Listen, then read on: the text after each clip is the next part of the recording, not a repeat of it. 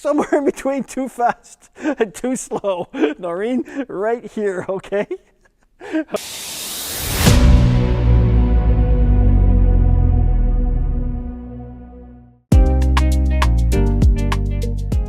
One of your shows that I came here to see, I really loved your spectacular magic tricks, but I also like the personal intimacy storytelling that you do. Do you want to share a bit about that? Well, okay. So throughout my career, I've always tried to be like Mr. Magic, you know? And I've had a great time, but COVID really forced me to kind of rethink everything I was doing. Like everybody else, I went through some tough times there, and I had loss. So I thought, okay, this gives me time to rethink this whole show. So I decided I was going to bring my life into it, my relationship with my parents, with my father, my family. And I started talking about these experiences and how they helped me develop the magic that the people are seeing. And it's ironic because I've been around, but the magic now when I do it, I can feel it in the audience that I'm connecting with them. You definitely do, and especially your opening. I don't want to give too much away. You got to come and see the show. Yeah. But you know, it's very heartwarming with your father when you open that up. I really love that. It's amazing that you're always learning, and I'm connecting more than I ever have. And for me, there was a point when I was going to quit magic. And I talk about it in the show. Yeah. It's a hair's breadth away is what I say in the show. But working on this one particular trick, which I do in the show, sort of got my drive again to do it. And now it's like full force, go for it. Well, I'm so glad that you didn't quit. You're here to stay. Yeah. What makes the audience in a different culture, country, different than our Canadian audience watching you perform your magic? So there definitely is differences in terms of, maybe even more in terms of continent. So I'll use China as an example. I've been going there since 2004. Yes. And the first time I went, I would do this like an 8-minute act. They'd hire you to be a part of a bigger show.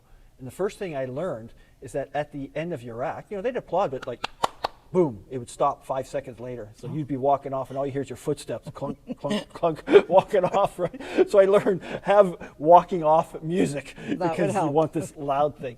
But and it's funny, I saw a trajectory of Chinese audiences. So at first they were very quiet, and we would do what they would do. It was called leaving ovations. We called it that because at the end of the show, when we were taking our bows, they're up and getting out of there, man, and we're bowing and they're leaving. But it's just the way culture is. They got someplace to go. Yeah. Time for you. You finished your show. We're getting out of here. Yeah. But as the years went on, I think they became exposed to more Western style performers and entertainment.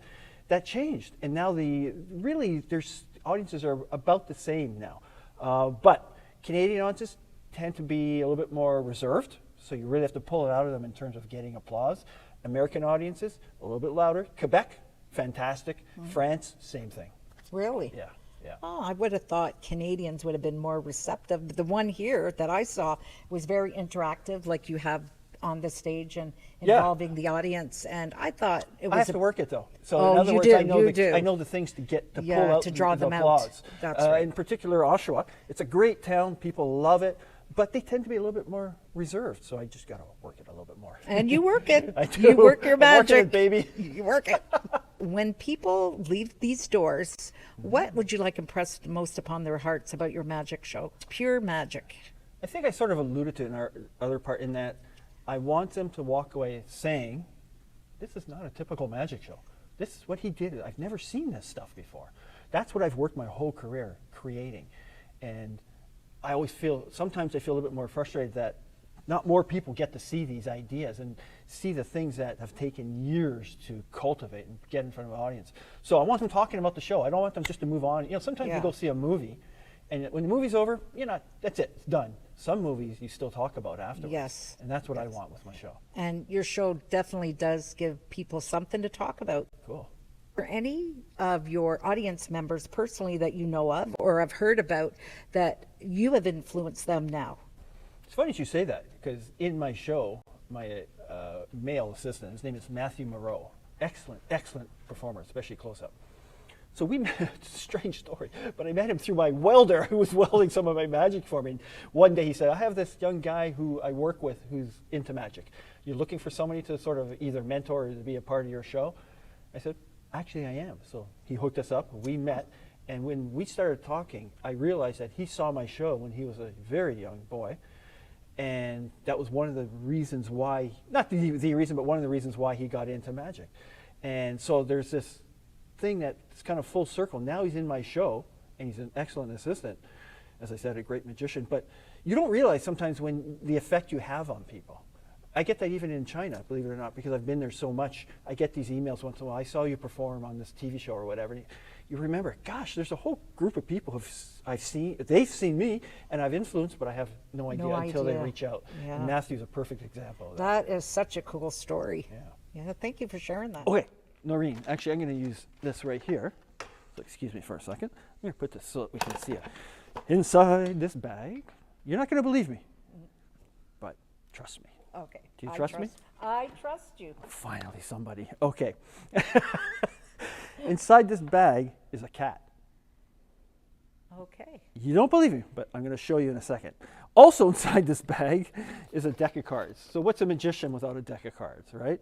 So you and I are going to do a trick with a deck of cards and a cat Okay. in a bag. Not a cat in a hat. Not a cat in a hat. So we have a deck of cards. Actually, look at the cards to make sure they're all different from each other. This is, Yes, I don't use trick decks. No, you do not. You know why I don't? I have trick fingers. So we're going to get you to select one card. This is a free choice. You can select any card in the deck, okay? So go ahead, select a card. Like pull it any out? card you want. I can't do that. That would be way too easy.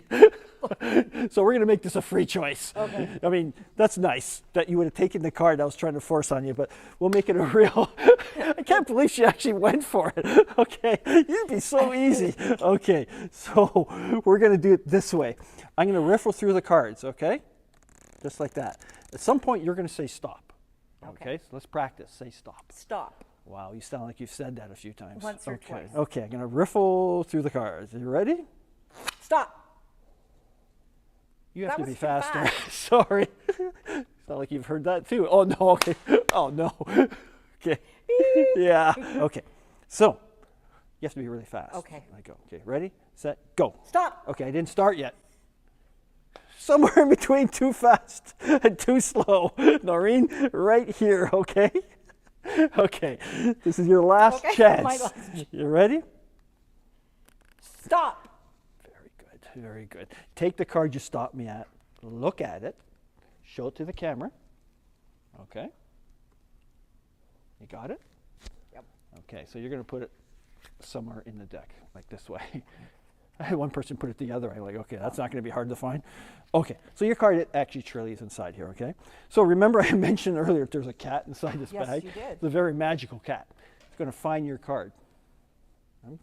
You'll see. And put it in the bag with the cat, okay? That was a duck. Okay, when the cat meows, it means it's found it, okay? Can you hear it meowing? No. You can't? You have to go to I didn't say it was going to be a real cat. No. I don't know what it is. But he does have something in its mouth. Would you like me to take the card? Why not? Oh. It is the same one. Thank you.